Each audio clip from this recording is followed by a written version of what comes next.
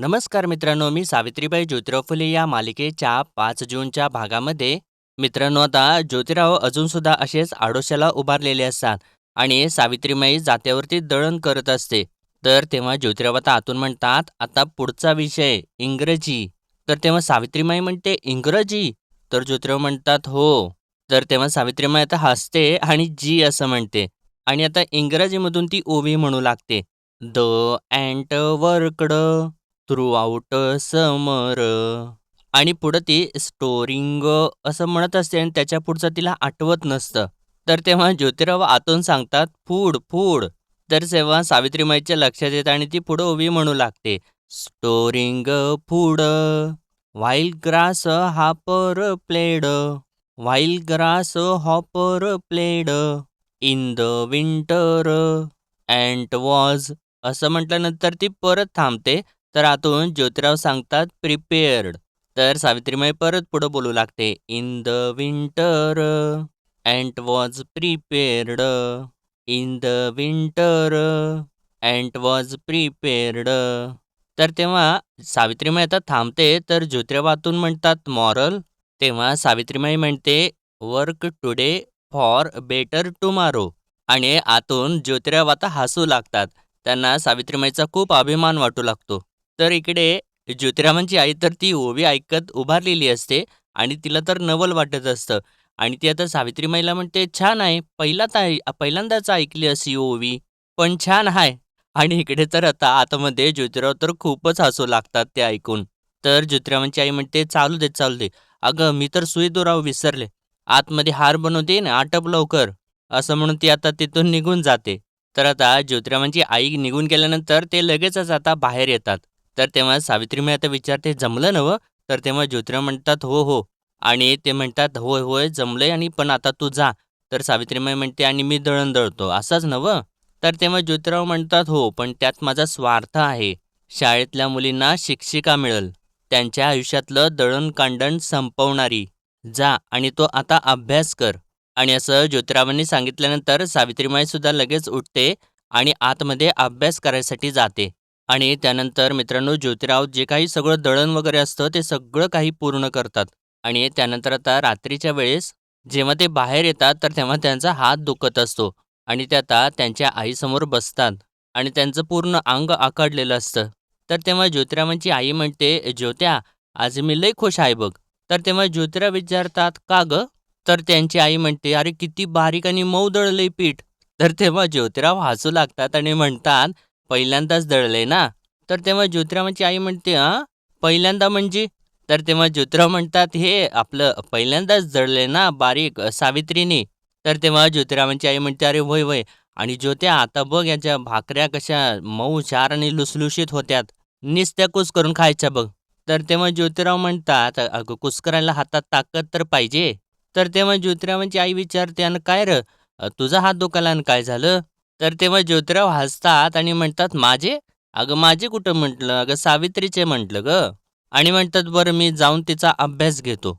तर तेव्हा ज्योतिरावांची आई म्हणते, "अभ्यास घे, पण बघ दिस मावळलाय, सावित्रीला म्हणाव रातच्या जेवणासाठी भाकऱ्या थापायला घे." तर भाकऱ्या ऐकल्यानंतर ज्योतिराव आता दचकतात आणि विचारतात, "भाकऱ्या?" आणि परत थोडासा विषय बदलत म्हणतात, आई अगं ते आपण काशीला कधी जाणार गं तीर्थयात्रेला? तर तेव्हा ज्योतिरावांची आई विचारते, कोण चाललंय? कुणाबरोबर? आणि हे काय मध्येच काशीचं? तर तेव्हा ज्योतिराव विचारतात, अगं किती कामं सांगते तू सुनेला? एक संपलं का दुसरं, दुसरं संपलं का तिसरं? तुझं तुला तरी पटतंय का? आणि जर तुझ्या सासूनं तुला एवढी कामं सांगितली असती ना, तर तू भुरकन उडून गेली असती. तेव्हा ज्योतिरावांची आई विचारते, आणि म्या का म्हणून उडून गेले असते? तर तेव्हा ज्योतिराव म्हणतात, नाव चिमणा आहे ना तुझं. तर तेव्हा ज्योतिरावांची आई म्हणते, आता माझी चेष्टा करतोस व्हय? तुला तर. असं म्हणून त्या थांबतात आणि म्हणतात, बरं असू देत. आणि सावित्रीला म्हणावं, रातच्या जेवणासाठी भाकऱ्या करून ठेव. मी जरा पारूकडं जाऊन येते. गणपती पडलाय त्याला बघून येते. तर तेव्हा ज्योतिराव म्हणतात, मग तू एक काम कर, तू घरातली कामं कर. मी आणि सावित्री दोघं जाऊन बघून येतो ना गणपतीला. तर तेव्हा ज्योतिरावाची आई म्हणते, अरे नाही नाही, नगं नगं. आणि असं बी गणपतीनं ना माझा दोसरा धरलाय. मी जाऊन येते. पण मी येईस्तोवर ना रातच्या जेवणाला भाकऱ्या तयार करून ठेवायला सांग सावित्रीला. तर तेव्हा ज्योतिराव हो, हो असंच म्हणत असतात. तर आता ज्योतिरावांची आई आलेच असं म्हणते आणि तिथून उठून निघून जाते. आणि त्यानंतर मित्रांनो चक्क आता ज्योतिराव भाकऱ्या तयार करायसाठी भाकऱ्याचं पीठ मळायला घेतात. आणि त्यानंतर भाकऱ्या थापून भाकऱ्या भाजू सुद्धा लागतात. आणि मित्रांनो भाकऱ्या भाजत असताना त्यांना ते भाजत सुद्धा असतं. आणि इकडे आतमध्ये तर मित्रांनो सावित्रीमाई अभ्यास करत असते आणि इतक्यातच तिला कसली तरी जाणीव होते आणि ती एकदमच उठते आणि मालक असं म्हणत बाहेर येते आणि बाहेर येऊन बघते तर चक्क ज्योतिराव मित्रांनो आता कपडे धुत असतात. तर तेव्हा सावित्रीमाई तर आता दचकतेच आणि म्हणते, "अहो हे काय करताय? बाजूला व्हा, बाजूला व्हा." असं म्हणून त्यांच्या हातामधून ते कपडे काढून घेते आणि म्हणते, "अहो हे काय करताय तुम्ही? धुणं धुताय?" तर तेव्हा ज्योतिराव म्हणतात, "हां, कपडे धुतोय." "तू काय पुस्तक वाचता वाचता आली का काय?" तर तेव्हा सावित्रीमाई म्हणते, "आता काय अभ्यासात लक्ष लागणार आहे का माझं? ही समधी कामं तुम्ही करत बसलात तर अक्षर बी नीट दिसत नाहीत." तर तेव्हा ज्योतिराव म्हणतात, "हे बघ सावित्री, अक्षरं काय कुठं पळून जात नाहीत. हां, पण तू जर अशी अक्षरांच्या पासून जर पळालीस ना, तर मात्र रुसतील अक्षरं." असं म्हणून ते परत धुणं धुवू लागतात. तर सावित्रीमाई परत त्यांना ओरडते म्हणते, "बंद करा बरं, बंद करा हे समदं. त्रास होतो मला याचा." तर तेव्हा ज्योतिराव म्हणतात, "अगं काही होत नाही, तू जा आणि अभ्यास कर." तर तेव्हा सावित्रीमाई म्हणते, "अहो हे समदं काय चालवले तुम्ही? मगाशी जात्यावर काय बसला? दळण काय दळलं?" तर तेव्हा ज्योतिराव म्हणतात, "अगं तू बघायला पाहिजे होतं पीठ काय आलंय ते. आई पण कौतुक करत होती. एकदम बारीक आणि मऊशार पीठ आलंय म्हणून." तर तेव्हा सावित्रीमाई तर डोक्यालाच हात लावते आणि म्हणते, "आता ही काय कौतुक करायची गोष्ट आहे व्हय? लोक आधीच किती काय काय बोलतात. त्यात तुम्ही दळण काय दळताय? कपडे काय धुताय? कोणी बघितलं तर?" तर तेव्हा ज्योतिराव म्हणतात, "बघू देत की." तेव्हा सावित्रीमाई म्हणते, "बघू दे काय बघू दे? लोक म्हणतील बायकोच्या आहारी गेलाय." तर तेव्हा ज्योतिराव म्हणतात, "सावित्री अगं ही लोकांची ना पद्धत आहे.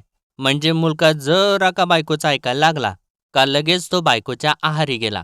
आणि तेच जर जावई मुलीच्या ऐकण्यातला असला, तर पाहुणा काय चांगला आहे, सोन्यासारखा आहे. घर दोघांचं असते आणि ते सांभाळण्याची जबाबदारी ही दोघांची असते." तर तेव्हा सावित्रीमाई म्हणते, "अहो मालक पण काहीतरी." असं ती बोलत असताना ज्योतिराव म्हणतात, "हे बघ सावित्री, ते काय नाही, तू जा आणि अभ्यास करायला बस." तर तेव्हा त्या सावित्रीमाईला थोडं भरून येतं आणि ती म्हणते, "वेगळेच आहात तुम्ही."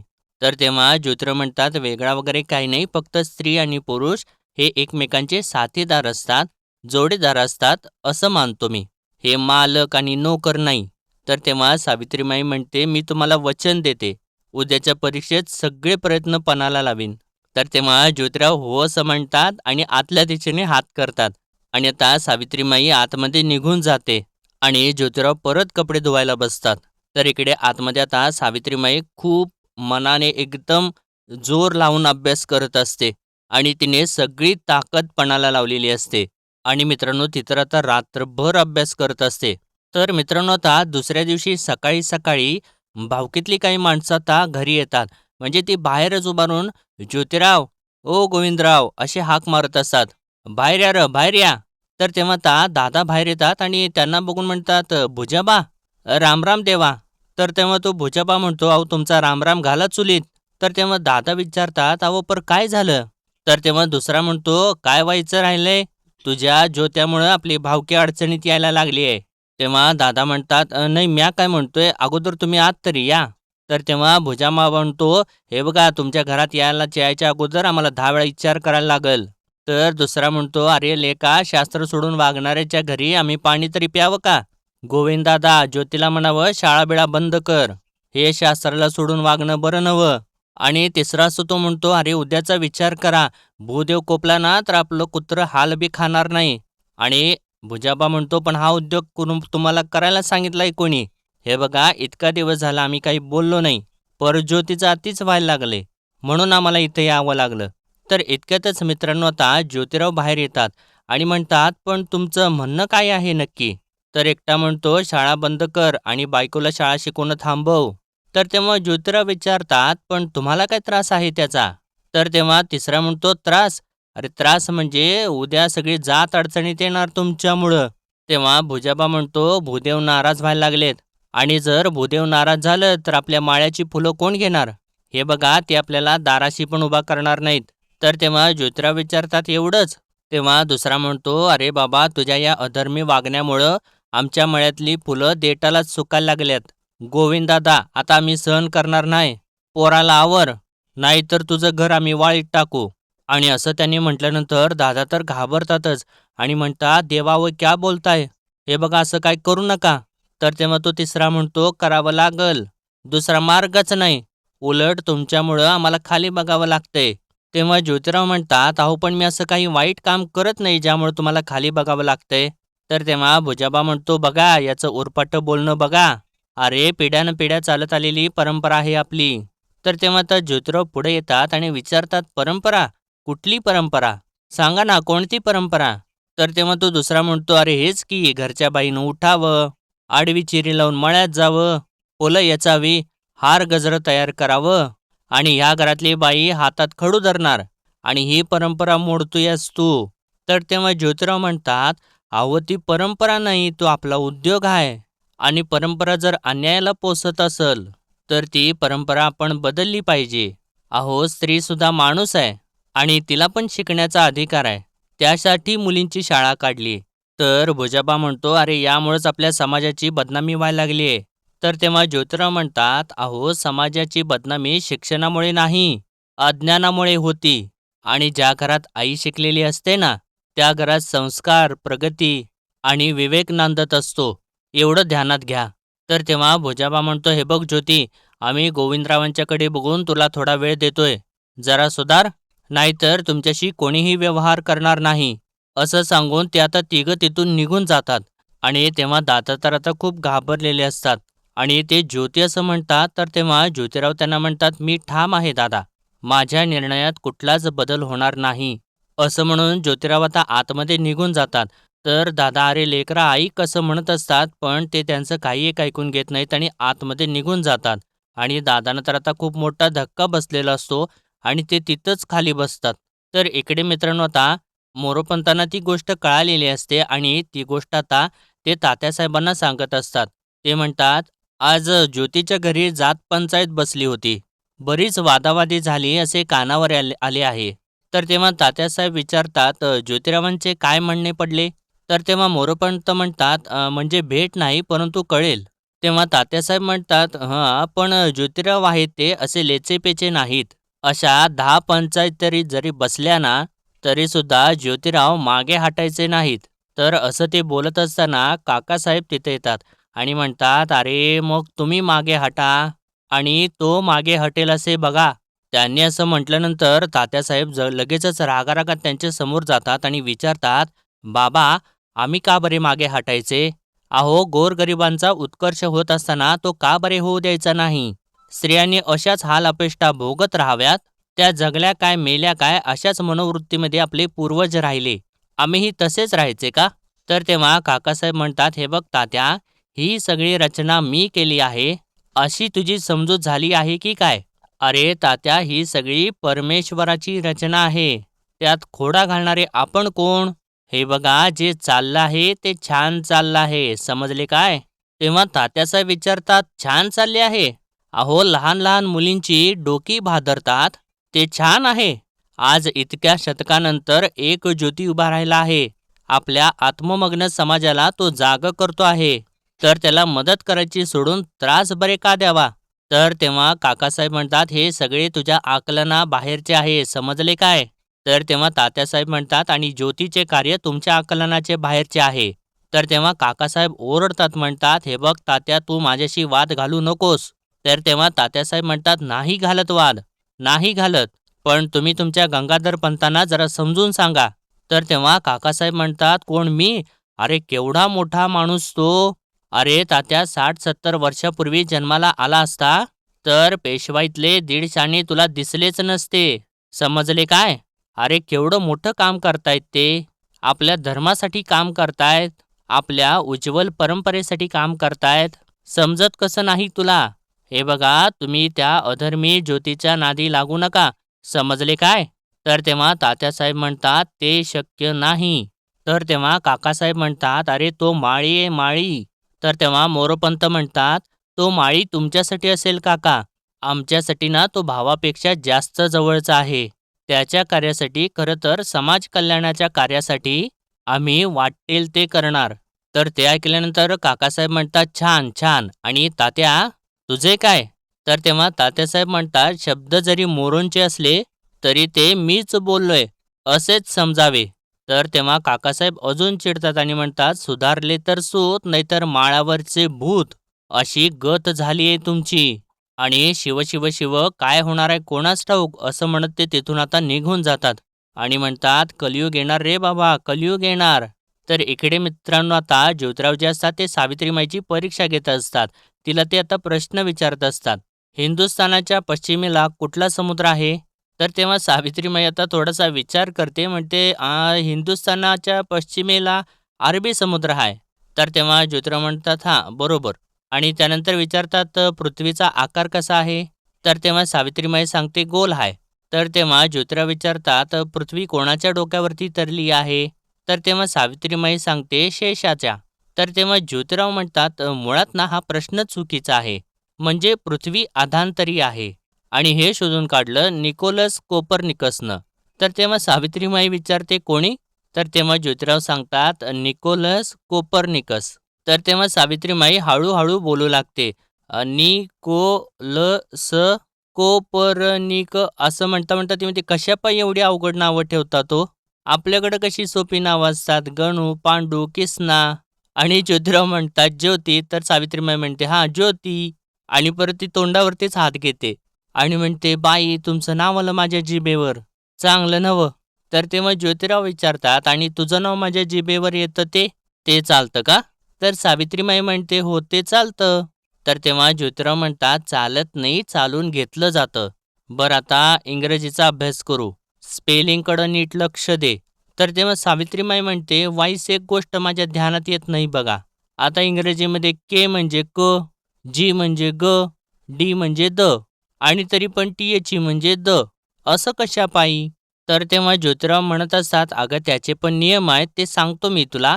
आणि इतक्यातच त्यांची आई तिथे मागून येते आणि म्हणते, अरे ते समजा सांग नंतर. आणि सावित्रीमाईला म्हणते, सावित्री चल बाई भांडी घासून घे आधी. तर तेव्हा ज्योतिराव म्हणतात, हां आई, हे एवढं झालं का मग करल ती. तर तेव्हा ज्योतिरावांची आई म्हणते, बरं बरं, पण तिच्या नावाखाली तू काम करू नकोस म्हणजे झालं. तर तेव्हा ज्योतिराव म्हणतात, मी? अच्छे छे, मला कुठं जमणार आहे. तर तेव्हा ज्योतिरावांची आई म्हणते, नाही, ज्याला दळण दळायला जमू शकतं, मिरची कांडायला जमू शकतं, त्याला भांडी घासायला का नाही जमणार? आणि असं तिने म्हटल्यानंतर ज्योतिरावांना आणि सावित्रीमाईला तर धक्काच बसतो. तर ज्योतिराव आता विचारतात, तुला समजलं? तर तेव्हा ज्योतिरावांची आई म्हणते, आय हाय मी तुझी, माझ्या नजरेतनं काय बी सुटत नसतं. तर तेव्हा ज्योतिराव म्हणतात, बरं आता समजलंय ना, मग इथून पुढं तिला कामं सांगण्याऐवजी मलाच कामं सांगत जा. आणि विचारतात, बरं दळणात काय खोट वाटते का? मसाला जमलाय ना? असं म्हणून ते हसत असतात. तर ज्योतिरावांची आई म्हणते, अरे हसतोस काय? निव्वळ बैल झालायस तू. हे एवढं बायकोचं लाड करताना कधी मी कोणाला पाहिलंच नाही बघ. तर तेव्हा ज्योतिराव म्हणतात, आई अगं हा काय लाड नाही, मदत करतोय आणि यापुढं पण करत राहणार. मला सांग, फुलं तोडून हार करून तुझे हात दुखायचे, तेव्हा दादा हात चोळून जायचे ना? तर तेव्हा ज्योतिरावांची आई म्हणते, कधीतरी हात जड झाल्यावर चेपून दिले असतील त्यांनी. तर तेव्हा ज्योतिराव म्हणतात, हां मग जड पडल्यानंतर हात चेपायला लागू नयेत म्हणून आत्ताच खबरदारी घेतोय, त्यासाठी करतोय हे सगळं. तर तेव्हा ज्योतिरावांची आई म्हणते, बोलण्यात तुझ्यापुढं कोणी जिंकायचं नाही बघ, थकले रे बाबा मी, असं म्हणून त्यांच्यासमोर हात जोडते आणि बाहेरच निघून जाते रागारागात. तेव्हा सावित्रीमाई म्हणते, माझ्यापायी किती काय काय सोचायला लागतं तुम्हाला. तेव्हा ज्योतिराव म्हणतात, तुझं काय वेगळं आहे, तू तर 3 आघाड्यांच्या वरती लढतीस, मी घरचे अन अभ्यास. बरं चल कुठपर्यंत आलो होतो आपण? तर तेव्हा सावित्रीमाईच्या डोळ्यात थोडंसं पाणी आलेलं असतं आणि ती म्हणते, ते गणित लय अवघड जातं मला. तर तेव्हा ज्योतिराव म्हणतात, अगं सावित्री, सगळ्यात सोपं काय असेल ना तर ते गणित. जर गणित येत नसतं तर बाईने गोल भाकरी केली नसती, शेतकऱ्यांनी सरळ रांगेत नांगरट केली नसती, तू ही कपाळावरती आडवी रेघ मारतेस ना, ही मारली नसती. असं म्हटल्यानंतर सावित्रीमाई तर आता हसूच लागते आणि म्हणते, मला ठाव आहे, काहीतरी सांगून मला हसवून खुश ठेवायचा प्रयत्न करताय ना व. तर तेव्हा ज्योतिराव थोडासा सुस्कारा सोडतात आणि म्हणतात, सावित्री, मी तुला इतरांसारखा संसार थाटू दिला नाही आणि यापुढेही देणार नाही. मी तुला एका वेगळ्या रस्त्याने घेऊन चाललोय, ज्या रस्त्यावरती अपमान आहे, तिरस्कार आहे, अवहेलना आहे, कदाचित घातपात सुद्धा. पण काहीही असलं ना तर मागं फिरायचं नाही सावित्री. मुलींची शाळा सुरू करायचीच. गेलेल्या चिमण्या माघारी आल्याच पाहिजेत. तर तेव्हा सावित्रीमाई सुद्धा हो जी असं म्हणते. आणि मित्रांनो आजचा भाग इथेच संपतो आणि पुढील भागामध्ये आपण पाहणार आहोत. मित्रांनो आता गंगाधर शास्त्री जे असतात ते हेरंब आणि ते सरदार जे असतात म्हणजे जे सर्जेराव त्यांच्यासोबत एका गुंडाला पैशांची थैली देतात आणि त्याला म्हणतात थैली घेताना विचार कर. तर तेव्हा तो गुंड म्हणतो तुम्ही फक्त नाव सांगा, रक्तानं भरलेली फरशी तुमच्या पायावर असेल. तर तेव्हा गंगाधर शास्त्री त्याला ज्योती फुले असं नाव सांगतात. तर दुसरीकडे मित्रांनो गोपिका जी असते ती लपतछपत आपल्याला स्वतःला झाकत पार्वतीपर्यंत पोचते आणि तिला बाजूला घेते. तर तेव्हा पार्वतीला तर तिला बघितल्यानंतर धक्काच बसतो आणि तिला बघितल्यानंतर ती म्हणते अहो काकीसाब तुम्ही. तर तेव्हा गोपिका तिला सांगते तुझ्या धीराचा जीव धोक्यात आहे. आणि ते ऐकल्यानंतर पार्वतीला तर धक्काच बसतो. आणि त्यानंतर आता राजाराम आणि पार्वती दोघे सुद्धा लगेचच इकडे घरी येतात आणि आतमध्ये आल्यानंतर सावित्रीमाईला विचारतात पहिला सांगा तात्यासाहेब कुठं आहेत. तर तेव्हा सावित्रीमाई सांगते ते बाहेर गेलेत कुठं, काही काम आहे का मला सांगा. तर तेव्हा पार्वती सांगते तात्यासाहेबांच्या जीवाला धोका आहे. आणि तेव्हाच मित्रांनो आता इकडे ज्या गुंडाला गंगाधर शास्त्रींनी पैसे दिलेले असतात तो दबा धरून बसलेलाच असतो आणि ज्योतिराव मोरोपंत चाललेले असतात. तर तेव्हा तो अचानकच झाडाच्या मागून त्यांच्या पुढे येतो आणि त्याच्या हातामध्ये तर कुऱ्हाड असते. आणि तो ज्योतिरावांना म्हणतो थांब र, मोरो पाय टाकशील तर पायाच्या पाकळ्या करीन. आणि असं त्यानं म्हटल्यानंतर आता हे दोघे सुद्धा तिथेच थांबतात. तर मित्रांनो आजच्या पुरते एवढंच आणि भेटूया परत उद्याच्या भागामध्ये. तोपर्यंत आपल्या व्हिडिओला लाईक शेअर आणि सबस्क्राईब नक्कीच करा. धन्यवाद.